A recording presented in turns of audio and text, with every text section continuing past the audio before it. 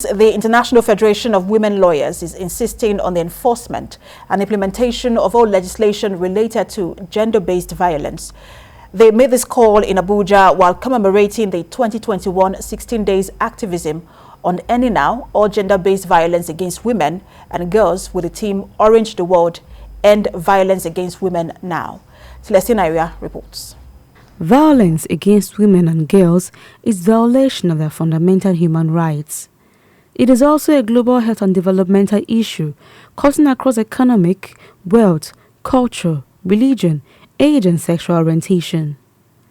It is one of the most extreme expressions of unequal gender relations in the society and remains a critical factor for the optimum contribution and development of women and girls in the society.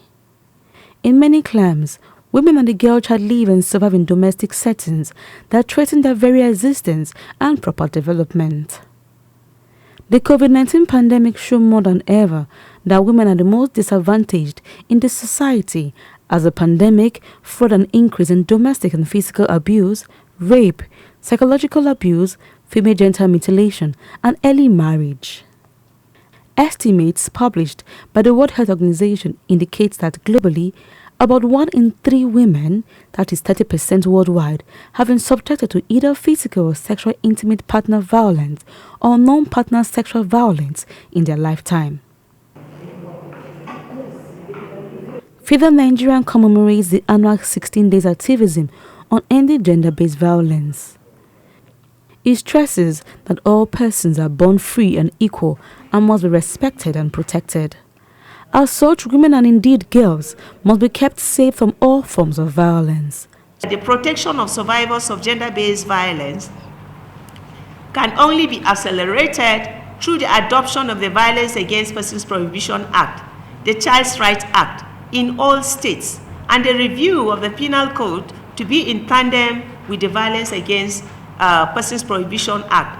This way, it will greatly aid this call to end sexual gender-based violence. Putting an end to gender-based violence and discrimination is a global priority that requires collective action. FIDA Nigerian calls on all stakeholders to join hands together in the Orange the World activism campaign through mass sensitization to ensure the elimination of these ills in our society. Violence against women is preventable. The health sector has an important role to play in providing comprehensive health care for women subjected to violence and as an entry point for referring them to other support services they may need. Celestine Area, TVC News, Abuja. Executive Director Ajoke Ayisat Afolabi Foundation, Folake Adamokun, joins me now on the news at 1. Good to have you join us. Thank you so much, Folake Adamokun. Thank you for having me. Folake Adamokun, thank you for joining us. Adamokun, yeah. Thank you. All right, so let's look at this issue right now. It's a big one. We understand that even during the COVID-19, we recorded about 48% increase in gender-based violence in the country. Countries like Jordan and even Somalia also had the same case. Now, we also look at the situation in Ethiopia, where there is a war ongoing.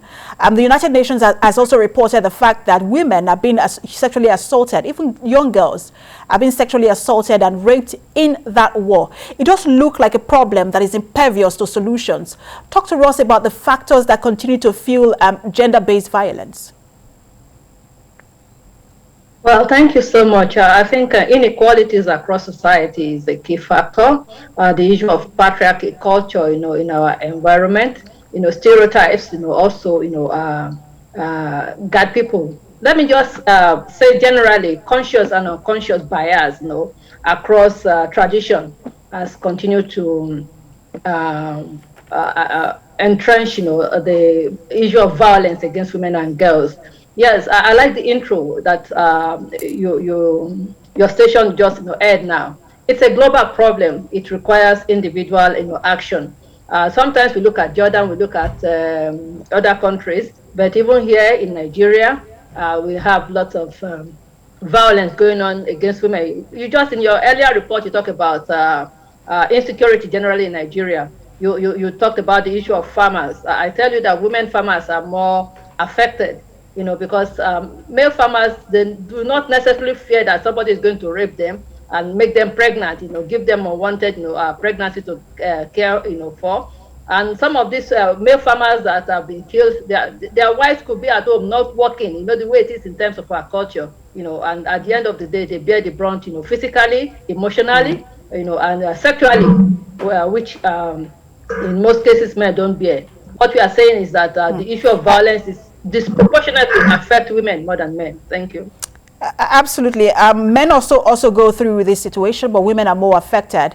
And that's why I just really want to ask you, because we've talked about this issue over and over again. It's becoming, people think when we talk about it, it looks like, when are we going to stop talking about this? But it is a problem. So what do you think that the solution is? There is no one-size-fits-all solution, but how do we proceed in terms of at least reducing the number before even just eradicating the violence itself?